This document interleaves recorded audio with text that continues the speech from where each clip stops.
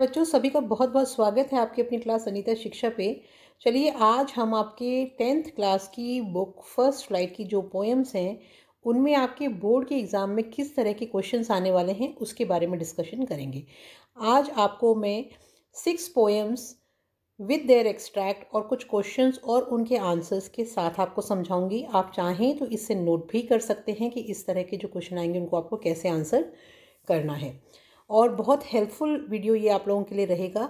जो बच्चे बिल्कुल नए हैं, पहली बार इस चैनल को देख रहे हैं, उन सबको मैं बताना चाहूँगी कि अनीता शिक्षा चैनल पे आपको 6 से लेकर 12th क्लास तक की इंग्लिश की आरबीएसई और सीबीएसई दोनों की जो इंग्लिश की बुक्स हैं उनके चैप्टर्स अवेलेबल हैं, आप पढ़ सकते हैं और अपने फ्रेंड्स के साथ इस चैनल का लिंक भी शेयर कर सकते हैं ताकि वो भी इंग्लिश को ज़्यादा डिफ़िकल्ट ना समझें और इजीली पूरा समझ सकें।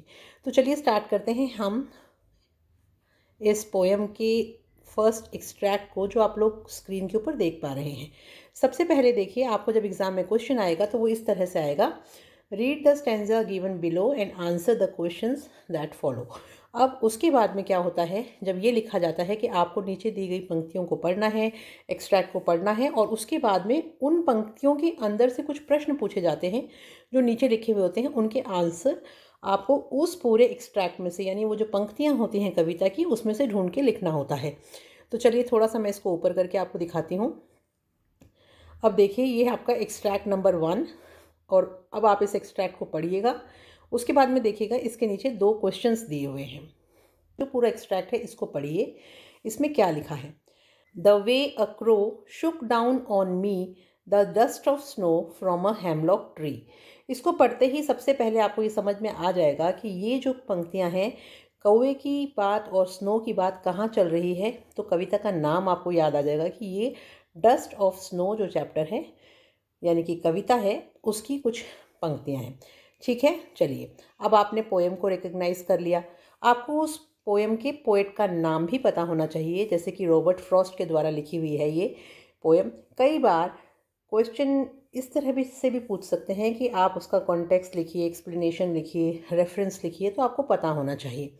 चलिए अब देखिए पहला प्रश्न, what did the crow do to the hemlock tree. अब इस प्रश्न का मतलब है कि कौवे ने हेमलॉक ट्री को क्या किया था। The crow shook the hemlock tree, shook का मतलब होता है हिलाना, तो कौवे ने उस हेमलॉक ट्री को हिलाया था। ये देखिए, शुक डाउन ऑन मी है ना, मेरे ऊपर गिराया। मी यहाँ पे कौन है, जो पोएट हैं उनके लिए यूज़ किए गए हैं। और शुक डाउन यानी हिला के गिराना। तो कहने का मतलब है द वे अ क्रो, जिस तरीके से एक कौवे ने हिलाया और हिला के फिर मेरे ऊपर गिराया। द डस्ट ऑफ स्नो, यानी कि जो पार्टिकल्स से छोटे छोटे कण थे बर्फ़ के, वो मेरे ऊपर गिराए। फ्रॉम अ हेमलॉक ट्री, और कहाँ से गिराए, एक हेमलॉक के पेड़ के ऊपर से गिराए। ठीक है बच्चों, तो आई होप ये क्वेश्चन समझ में आया होगा आपको कि what did the crow do to the hemlock tree, यानी हेमलॉक ट्री जो था, पेड़ था, उस पे कौवे ने क्या किया था। The crow shook the hemlock tree. What was there on the tree at that time, यानी कि उस समय उस पेड़ के ऊपर क्या था। तो हम, पेड़ जो है वो पूरा का पूरा बर्फ़ से ढका हुआ था, तो यानी बर्फ़ थी पेड़ के ऊपर। तो there was snow on the tree at that time and a crow was also there, और वहाँ पर एक कौवा भी था। इसको भी आप साथ में जोड़ सकते हैं। ठीक है, चलिए नेक्स्ट एक्सट्रैक्ट देखते हैं। मान लीजिए कि दूसरा एक्सट्रैक्ट आपको इसी कविता का एक और सेकेंड एक्सट्रैक्ट समझाती हूँ मैं आपको। Has given my heart a change of mood and save some part of a day I had rued, यानी उसने मेरे दिल को बदलाव दिया, यानी मेरा मूड जो था वो परिवर्तन हो गया उसका, और मेरा जो आधा दिन था उसको उसने ख़राब होने से, या मैं जिस तरह से उसको बर्बाद कर रहा था, उससे बचा लिया। अब प्रश्न क्या पूछा गया है इन पंक्तियों को पढ़ने के बाद में। ये पंक्तियाँ पढ़ते ही भी आपको समझ में आ जाएगा कि चेंज ऑफ मूड की बात किस में हो रही है। डस्ट ऑफ स्नो पोएम में से ही ये पंक्तियाँ ली गई हैं। अब क्वेश्चन है, had the poet thought about the day, उस दिन के बारे में कवि ने क्या सोचा।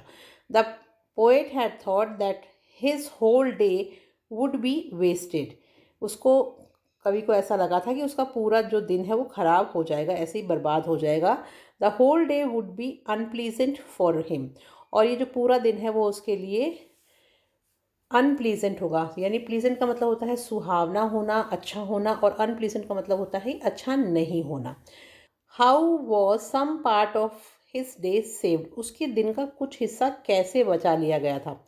The fall of the snow saved some part of the day, यानी कि वो जो बर्फ़ गिरी थी उसके ऊपर, उसने उसके कुछ दिन के हिस्से को बचा लिया था।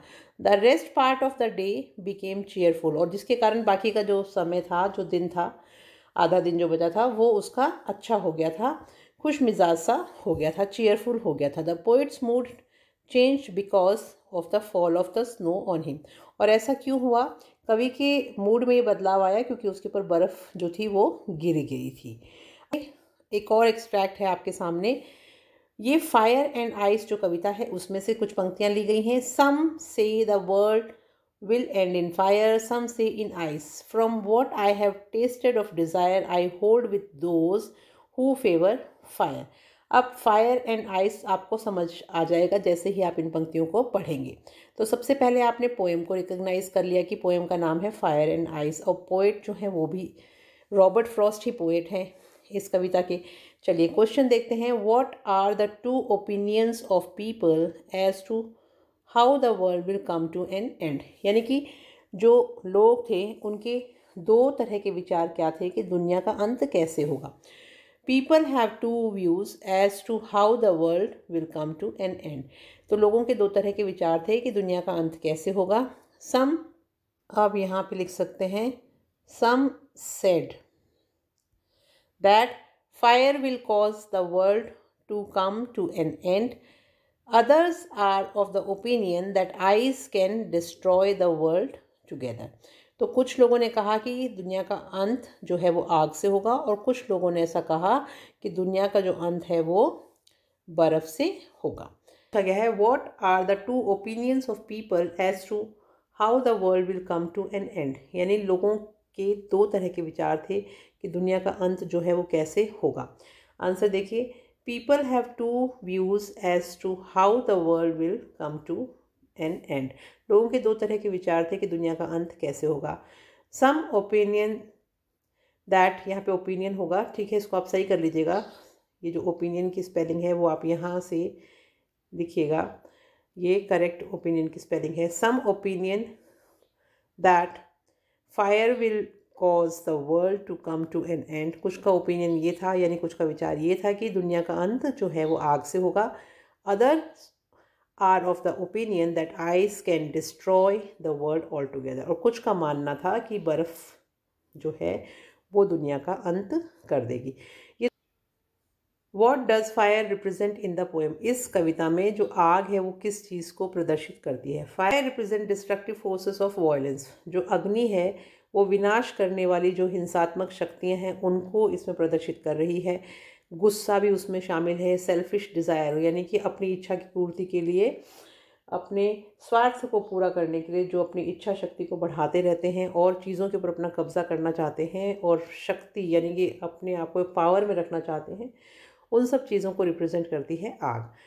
Next, but if it had to perish twice, I think I know enough of hate to say that for destruction ice is also great and would suffice। वापस यहाँ पे आइस को देखते ही आप समझ जाइएगा कि फायर और आइस चैप्टर में से लिया गया है, यानी उस कविता की कुछ पंक्तियाँ हैं। क्वेश्चन देखिए, how is ice sufficient for destruction, यानी कि जो बर्फ़ है वो विनाश के लिए कैसे पर्याप्त है। आइस सिम्बलाइजेज हेटेड, आइस जो है वो हेट्रेड को रिप्रेजेंट करती है, नफ़रत को दर्शाती है। So hatred is sufficient for the world's destruction, और नफ़रत जो है वो पर्याप्त है दुनिया का अंत करने के लिए, विनाश करने के लिए। What is equally forceful to destroy the earth next to fire, यानी कि बिल्कुल बराबर का कौन सी एक ताकत है जो नष्ट कर सकती है धरती का, जिसको हम फायर के साथ रख सकते हैं। तो जो कि कविता का नाम है फायर एंड आइस, वही चीज़ यहाँ पे पूछा है कि अग्नि के बराबर ऐसी कौन सी चीज़ है, कौन सी शक्ति है जो दुनिया का नाश कर सकती है, उसके बराबर की ताकत वाली। तो next to fire ice is equally forceful to destroy the world, वही उत्तर है कि आग के अलावा जो आइस है यानी बर्फ़ जो है वो भी दुनिया का अंत करने में बिल्कुल उसके बराबर की टक्कर की है। तो फायर एंड आइस ये दोनों ही ऐसी चीज़ें हैं जो दुनिया का विनाश कर सकती हैं। तो मुझे लगता है, उम्मीद है कि आपको पोएम और ये क्वेश्चन समझ में आए होंगे। तो चलिए बच्चों, नेक्स्ट पोएम अब आपको मैं समझाती हूँ। एक्सट्रैक्ट देखते हैं जो कि a tiger in the zoo poem में से है, लेकिन पहचानेंगे कैसे वो भी देखते हैं। He stalks in his vivid stripes the few steps of his cage on pads of velvet quiet in his quiet reach. अब यहाँ पे जैसे ही आप ये केज शब्द देखेंगे उससे आप समझ जाइएगा कि केज यानी कि पिंजरा, और पिंजरे की बात कहाँ हो रही है, उस कविता में हो रही है जिसमें कि एक बाघ को पिंजरे में बंद कर दिया गया है। तो कविता का नाम आप तुरंत आपको याद आ जाएगा कि कविता का नाम है टाइगर इन द जू। ठीक है, और फिर आपको इसके पोएट का भी नाम पता होना चाहिए। हर कविता के साथ पोएट का नाम ज़रूर याद रखिएगा। चलिए, why is the tiger walking only a few steps, की जो बाघ था वो कुछ कदम ही क्यों चल रहा था। तो आंसर है the tiger stalks only a few steps because he is locked in a very small cage. जो बाघ था वो बहुत छोटे छोटे कदमों से चल रहा था, और कुछ ही कदम इसलिए चल पा रहा था क्योंकि उसको एक छोटे से पिंजरे में कैद कर रखा था। Why is the tiger in quite rage, कि वो जो बाघ था वो शांत था लेकिन फिर भी वो गुस्सा था, यानी उसमें आक्रोश था। ऐसा क्यों?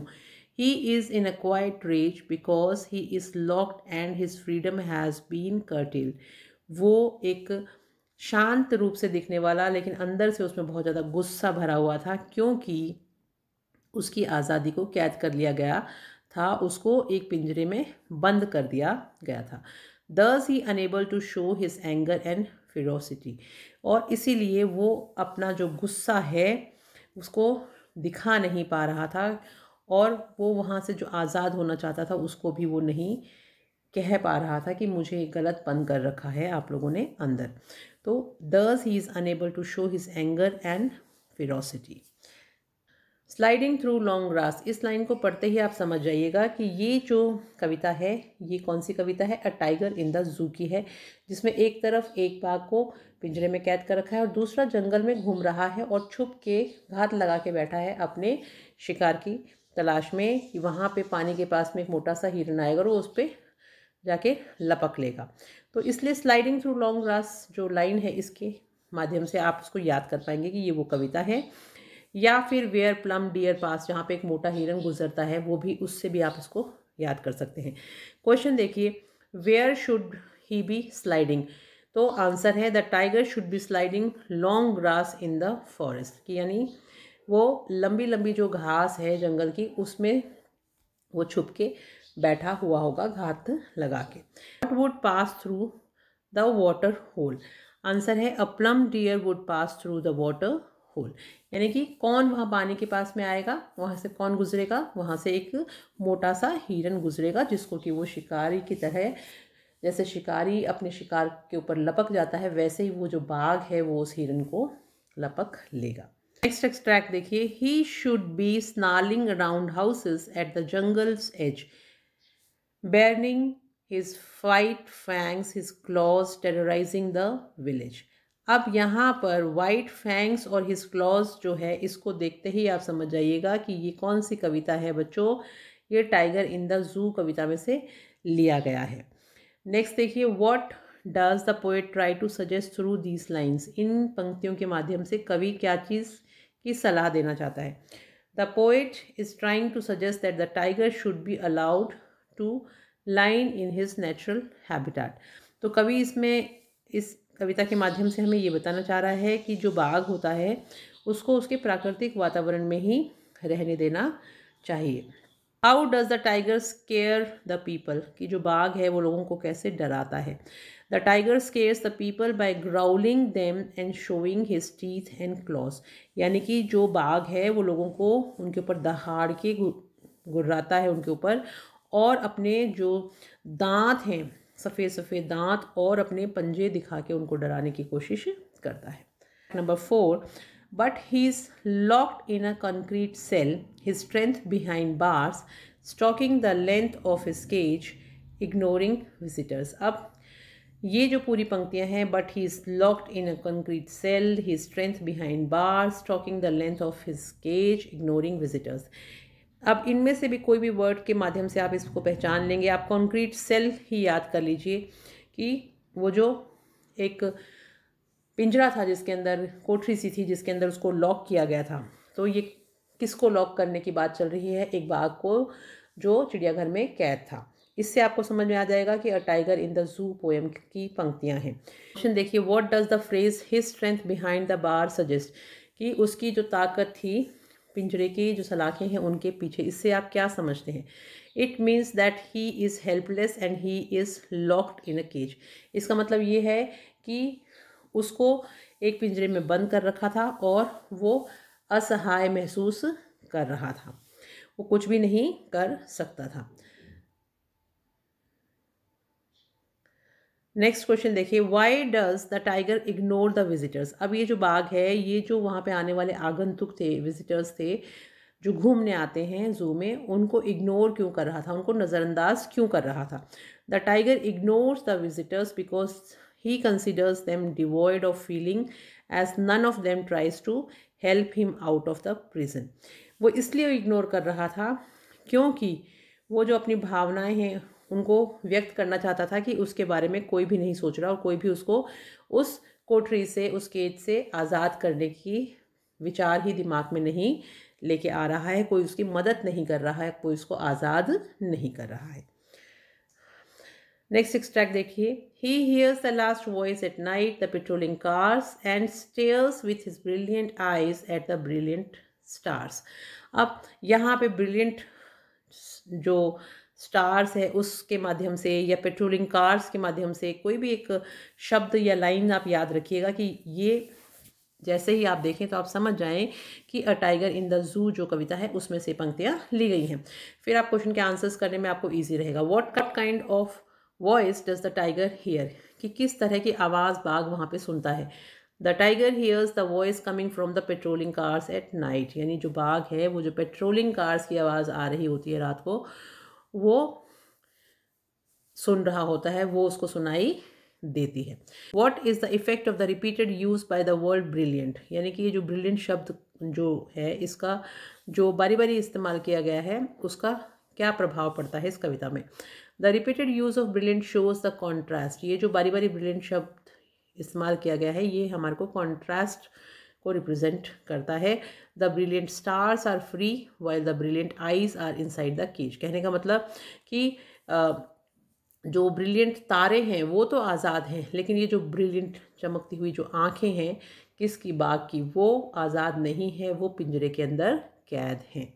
बच्चों अब हम देखते हैं हमारी fourth poem, how to tell wild animals. ये जो कविता है इसकी कुछ पंक्तियाँ देखिए आपको स्क्रीन के ऊपर दिखाई दे रही हैं। पहले पहचानेंगे कैसे। If ever you should go by chance to jungles in the east and if there should to you advance a large and tawny beast, if he roars at you as you are dying, you will know it is the Asian lion। अब ये जो Asian line word है इसको देखते ही आप समझ जाइएगा कि how to tell wild animals जो कविता है उसमें से ली गई है, क्योंकि इसमें हम ये पता लगाते हैं कि कैसे बताएंगे आप कि कौन सा जानवर आपको खा रहा है। तो एशियन लायन कैसे खाता है वो इस पंक्तियों में बताया गया है। क्वेश्चन देख, how does one identify the Asian Loy, कोई व्यक्ति कैसे पहचानेगा एशियन लॉयन को, यानी एशियाई शेर को कोई कैसे पहचानेगा? The Asian lion is identified by its size, colour and roar, यानी जो एशियन लायन है उसका आकार, उसका रंग और उसके दहाड़ने की आवाज़ से हम उसको पहचान जाएंगे। It is a large tawny beast, और वो एक बड़ा सा टाउनी बीस्ट है। टाउनी मतलब होता है एक येलो और ब्राउन कलर का जो मिक्सचर सा होता है, आपने देखा होगा शेर को कैसा रंग होता है उसका, उससे आप पहचान जाएंगे कि वो एक शेर है। और उसके जब दहाड़ सुनेंगे तो 100% यकीन हो जाएगा कि वो जंगली जानवर कौन सा है, वो एक शेर है। नेक्स्ट देखिए, how does an Asian lion react on seeing a man, कि जो ये एशियन लायन है यानी एशियाई शेर है ये किस तरह से रिएक्ट करता है, प्रतिक्रिया करता है जब वो मनुष्य को देखता है। When Asian lion sees a man, it roars at him, जब वो एक मनुष्य को देखता है तो वो उसकी तरफ दहाड़ता है, टेरिबली बहुत बुरी तरह से, and then takes no time in killing him, और फिर समय भी नहीं लगाता उसको मार गिराता है। ठीक है बच्चों, चलिए देखते हैं नेक्स्ट एक्सट्रैक्ट। और if some time when roaming round a noble wild beast greets you with black stripes on a yellow ground. Just notice if he eats you. This simple rule may help you learn the Bengal tiger to discern. यानी कि अब यहाँ पर दूसरी जो line है इसमें देखिए लास्ट में बेंगल टाइगर का जिक्र हो गया। पहले हमने एशियन लायन के बारे में पढ़ा, अब बेंगल टाइगर का नाम आते ही समझ जाइएगा कि how to tell wild animals कविता में से ली गई पंक्तियाँ हैं। क्वेश्चन देखते हैं, whom does the poet call noble wild beast. तो किसको जो कवि हैं वो एक नोबल जंगली जानवर कह के पुकार रहे हैं। तो इसमें बेंगल टाइगर की बात कर रही है। The poet call noble beast to Bengal tiger, कि बेंगल टाइगर को पोएट नोबल बीस्ट कह के पुकार रहे हैं। How does this beast look. अब यहाँ पे भी बच्चों यहाँ पे टी होगा, दिस होगा यहाँ पे। How does this beast look, ये बीस्ट किस तरह दिखाई देता है। This beast has black stripes of on A yellow ground. और ये जो जानवर है ये दिखने में कैसा है, बंगाल का बाघ है। इसको कैसे पहचानेंगे कि पीले रंग का शरीर होता है और काले रंग की धारियाँ होती हैं इसके शरीर के ऊपर। थर्ड एक्सट्रैक्ट देखिए, if strolling froth a beast you view whose hide with spots is peppered, as soon as he has leapt on you, you'll know it's the leopard. 'Twill do no good to roar with pain, he'll only lap and lap again.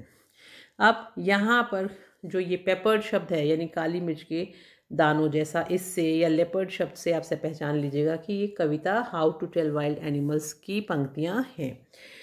Question देखते हैं, how is a leopard different from the Bengal tiger. जो ये leopard होता है ये Bengal tiger से भिन्न कैसे है। लेपर्ड का मतलब होता है तेंदुआ और बेंगल टाइगर का मतलब होता है बंगाल का बाघ। तो दोनों कैसे एक दूसरे से अलग हैं। The Bengal tiger has black stripes on A yellow ground, कि ये जो बंगाल का जो बाघ होता है इसका जो शरीर होता है वो पीले रंग का होता है और उसके ऊपर ब्लैक कलर की स्ट्राइप्स होती हैं। The Bengal tiger has black stripes on a yellow ground, while a leopard has round black spots on its body. जबकि जो तेंदुआ होता है उसके पूरे शरीर के ऊपर काली मिर्च के दानों जैसे काले काले गोल गोल स्पॉट्स होते हैं। How does a leopard attack its prey? कि तेंदुआ जो है वो अपने शिकार को कैसे अटैक करता है, कैसे उसके ऊपर आक्रमण करता है। As soon as the leopard sees someone, जैसे ही तेंदुआ किसी को देखता है, he leaps over him at once, और वो क्या करता है, कूद जाता है, उछल जाता है उसके ऊपर तुरंत, और he jumps over it again and again, और वो उसके ऊपर बहुत बुरी तरह से बारी बारी बिना क्षण गंवाए कूदता रहता है जिससे वो उसको मार देता है। He attacks his prey and start eating, और वो अपने कार होता है उसको अटैक करता है और लपक लपक के उसको पूरा खा जाता है मार के। एक्सट्रैक्ट नंबर 4 देखिए, if when you are walking around your yard you meet a creature there who hugs you very very hard, be sure it's a bear. If you have any doubts I guess he will give you just one more caress. अब यहाँ पर beer शब्द आते भी आप समझ जाएंगे कि भालू की बात हो रही है। ये भी how to tell wild animals कविता का ही पंक्तियाँ हैं। तो बियर जो वर्ड है उसको सुनते ही पढ़ते ही आप समझ जाइएगा कि ये भी how to tell wild animals कविता में से ली हुई पंक्तियाँ हैं। क्वेश्चन देख लेते हैं, what does a bear do after meeting him, यानी कि एक भालू क्या करता है जब आप उससे मिलते हैं। As soon as a bear meets a man, he hugs him very tightly. जैसे ही किसी भालू को कोई आदमी मिलता है, मनुष्य मिलता है, वो उसको बहुत मजबूती से जकड़ लेता है अपने बाजुओं के अंदर, यानी जैसे बाहों में भरते हैं, हग करते हैं, उस तरह से। देखिए, how does the bear kill a person, एक भालू कैसे किसी व्यक्ति को मारता है। The bear kills a person by hugging him very hard. If he finds the man still alive, he will just give a very hard hug to kill the man. कि ये जो भालू होता है ये किसी भी व्यक्ति को अपनी बाहों में गिरफ्त में ले लेता है जैसे कि वो उसको गले लगा रहा हो और बहुत ज़ोर से दबाता है, और अगर उसको फिर भी लगता है कि अभी भी वो मरा नहीं है, उसकी बाहों में ज़िंदा है, तो वो एक बार और ज़ोर से दबाता है और वो व्यक्ति मर जाता है। अगली एक्सट्रैक्ट को देखिए, दो to distinguish beast of prey, a novice might nonplus the crocodile, you always may tell from the hyenas. Hyenas come with merry smiles, but if they weep, they are crocodiles. अब यहाँ पर हाइना शब्द और crocodile शब्द दोनों एक साथ आए हुए हैं, इनको देख के भी आप समझ सकते हैं कि ये कौन सी कविता है, how to tell wild animals. चलिए क्वेश्चन देख लेते हैं। इस कविता में से 2 क्वेश्चन आपको इन पंक्तियों में से पूछे गए हैं। पहला है, Where does a novice may get confused? A novice may get confused in differentiating between a hyena and a crocodile. novice का मतलब होता है नौसिखिया, कि जो बिल्कुल नौसिखिया होता है वो कैसे कंफ्यूज हो सकता है हाइना को और क्रोकोडाइल को देखता है, तब वो उनकी जो बनावट है उसको देख के कंफ्यूज हो सकता है। A novice may get confused in differentiating between a hyena and a crocodile. तो इसलिए वो हाइना और क्रोकोडाइल में अंतर नहीं कर पाएगा क्योंकि वो जानता नहीं है, नौसिखिया है। How can a hyena differ from a crocodile? कैसे एक हाइना जो है वो क्रोकोडाइल से डिफरेंट होती है? A hyena has happy smiles on its face when it swallows its victim. कि जो हाइना है जब वो अपने शिकार को निगलता है तब उसके चेहरे पे मुस्कुराहट होती है। But the crocodile has tears in its eyes when he comes near his victim. और जो क्रोकोडाइल होता है जब वो किसी को निकलता है तो उसकी आंखों में से आंसू निकलते हैं। देखा है ना आपने मगरमच्छी आंसू, तो मगरमच्छ, तो इसलिए मगरमच्छ जो है वो अगर किसी को खाता है तो उसकी आंखों में से आंसू टपके तो समझ जाना कि वो मगरमच्छ है। और उसी के जैसे दिखने वाला दूसरा जो हाइना है वो अगर किसी को खाता है तो उसके चेहरे पे मुस्कुराहट होती है। तो ऐसे आप डिफ्रेंशिएट कर लीजिएगा कि क्रोकोडाइल ने खाया है या हाइना ने खाया है। The true chameleon is small a lizard sort of thing. ये कैमेलियन क्या होता है बच्चों? कोई बता सकता है तो ज़रा कमेंट सेक्शन में लिखिए कि क्या होता है कैमेलियन। चलिए आप लोग जब तक टाइप करेंगी सबके आंसर्स आ जाने चाहिए। मैं आपको समझा देती हूँ without wasting time. The true chameleon is small, की जो गिरगिट होता है वो छोटा होता है आकार में। A lizard sort of thing, दिखने में छिपकली जैसा लगता है। He hasn't any ears at all, उसके कान नहीं होते हैं। And not a single wing, और उसके एक भी पंख भी नहीं होता है। If there is nothing on the tree this the chameleon you see. तो समझ लीजिएगा कि अगर पेड़ के ऊपर कुछ भी नहीं दिखाई दे रहा तो वहाँ पे गिरगिट हो सकता है। क्यों? क्योंकि गिरगिट जो है वो जिस भी चीज़ के ऊपर बैठता है उसके जैसा रंग जो है उसमें बदल जाता है, तो पहचान नहीं पाते कि वो वहाँ पे बैठा है।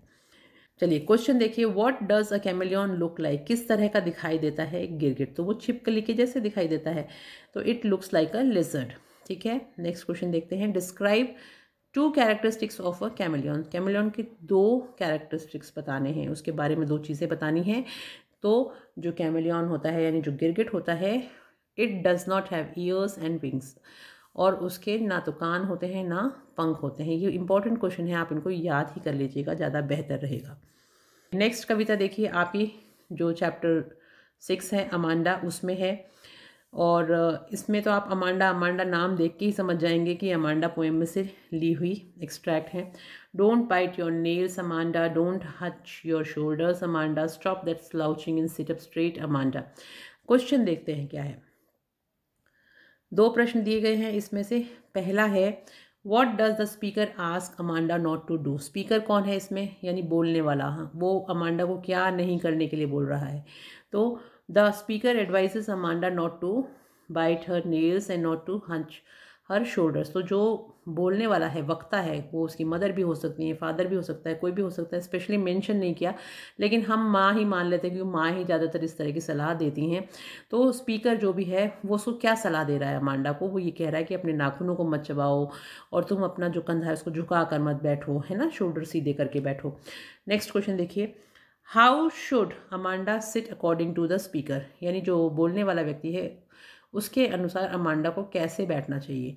उसको सिट स्ट्रेट, वो कहते हैं ना, according to the speaker Amanda should sit straight, यानी जो वक्ता हैं उनके अनुसार अमांडा को सीधे बैठना चाहिए। There is a language emerald sea where the sole inhabitant is me, a mermaid drifting blissfully. अब यहाँ पर जब आप या तो एमराल्ड सी यानी हरा समुद्र का जिक्र हो या फिर मरमेड शब्द देखें तो समझ जाइएगा अमांडा वाली पोयम है, क्योंकि उसमें वो ही सोचती है कि मैं हरे हरे समुद्र में एक मत्स्य कन्या की तरह बहती रहूं और आनंदपूर्वक उस पानी का मज़ा लेती रहूं।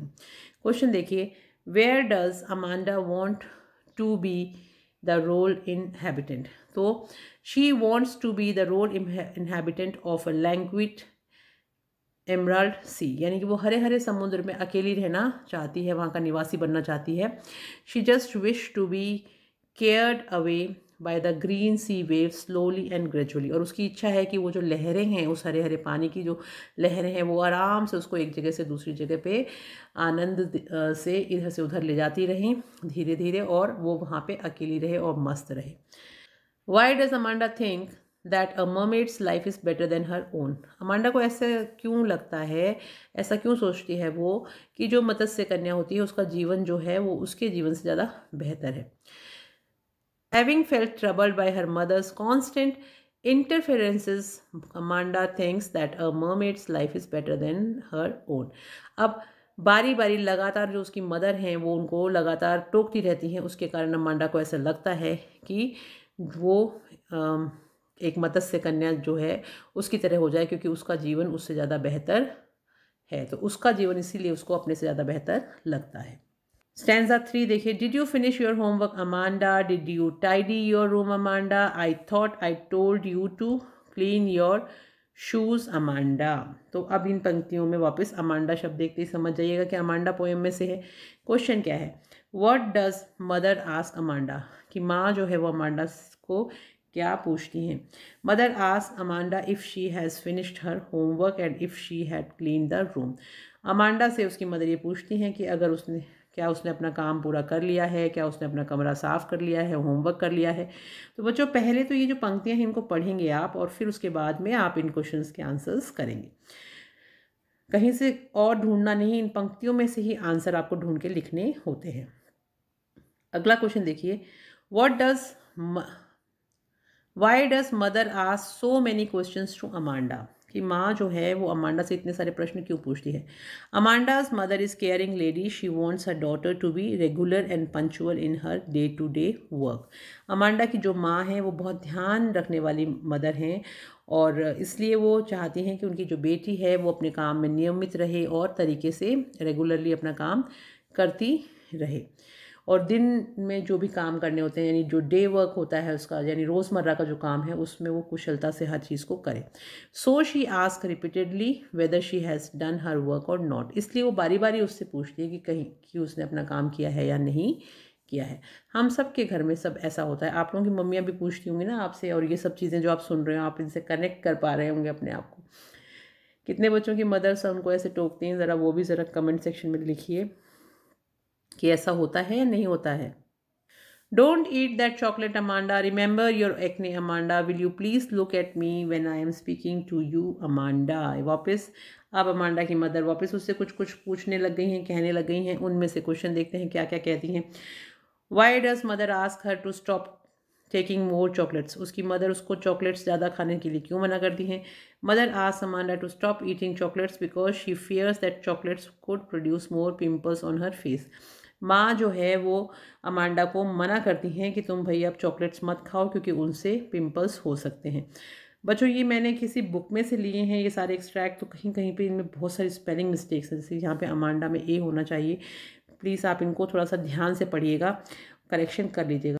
What does Amanda do when mother gives instruction to Amanda, जब अमांडा की माँ उसको निर्देश दे रही होती हैं तब वो क्या कर रही होती है।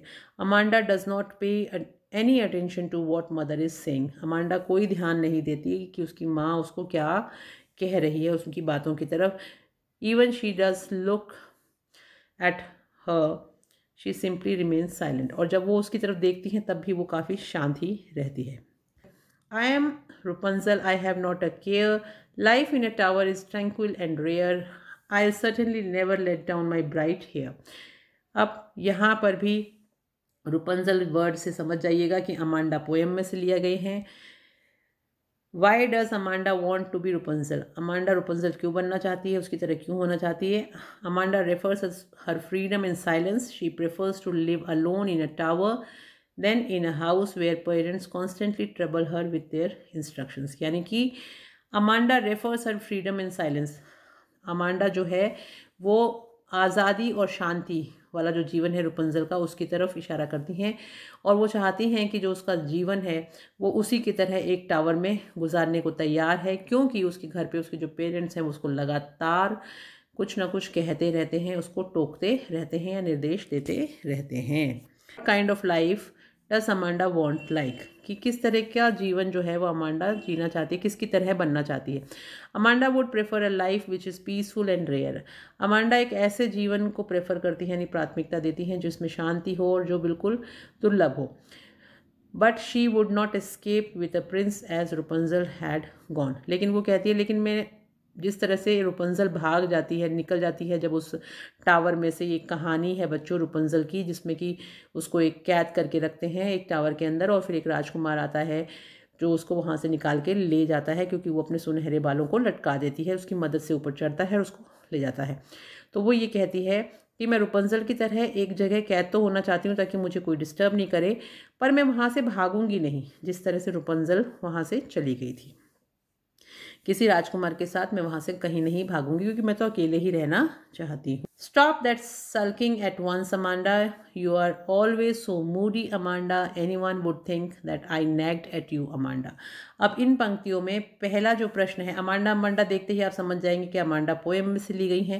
क्वेश्चन है what was mother afraid of, माँ को किस चीज़ की चिंता थी। Amanda's mother was afraid of what other people would think about her nagging to Amanda. Amanda की मदर को इस चीज़ की चिंता थी कि बाकी के लोग क्या सोचेंगे। वो बारी बारी ऐसे टोकती रहती है अमांडा को कि वो उसको परेशान करती रहती है, ऐसा सोचेंगे लोग। One day people would think that Amanda was continuously being harassed by her mother. वो ऐसा कहती हैं कि एक दिन लोग ज़रूर ये सोचने लग जाएंगे कि मैं लगातार तुम्हारे को हैरेस कर रही हूँ, परेशान कर रही हूँ। Why does mother consider Amanda to be moody? Amanda को उसकी जो माँ है वो ऐसा क्यों कहती हैं कि बहुत ज़्यादा मूडी है। Amanda never gives any attention to the constant nagging of her mother, क्योंकि अमांडा जो है वो अपनी माँ की बातों की तरफ बिल्कुल ध्यान नहीं देती जब वो उसको बारी बारी टोक रही होती हैं। She remains silent and never rectifies her behaviour. वो शांत रहती है और कभी भी अपने उस बर्ताव के बारे में कोई बात नहीं करती है। As per the instruction given by her mother, यानी कि जो भी उसकी माँ उसको कोई भी निर्देश देती हैं उनका जवाब ही नहीं देती कि वो काम हुआ या नहीं हुआ। So mother thinks her to be moody, इसलिए माँ सोचती हैं कि वो थोड़ी मूडी है। तो बच्चों आज की क्लास में हमने काफ़ी कविताओं के ये जो स्टैंजाज हैं ये कंप्लीट कर लिए हैं। एक क्लास कल और आपकी मैं लूँगी जिसमें बची हुई पोएम्स के भी इसी तरह से जो पंक्तियां हैं उनको हम समझेंगे और उनके क्वेश्चंस को करने की कोशिश करेंगे। अब आप ये बताइए कि आज की क्लास में आपको कितनी सब चीज़ें समझ में आई। प्लीज़ कमेंट सेक्शन में कमेंट्स ज़रूर लिखिएगा। कुछ और भी पढ़ना चाहते हैं एग्ज़ाम से पहले तो मुझे आप बताइए, मैं उसका वीडियो आप लोगों के लिए ज़रूर अपलोड करूँगी। अब इस क्लास को यहीं ख़त्म करते हैं, मिलेंगे नेक्स्ट क्लास में। तब तक आप लोग पढ़ते रहिए। Thank you, have a nice day and all the best for your exams. Bye bye.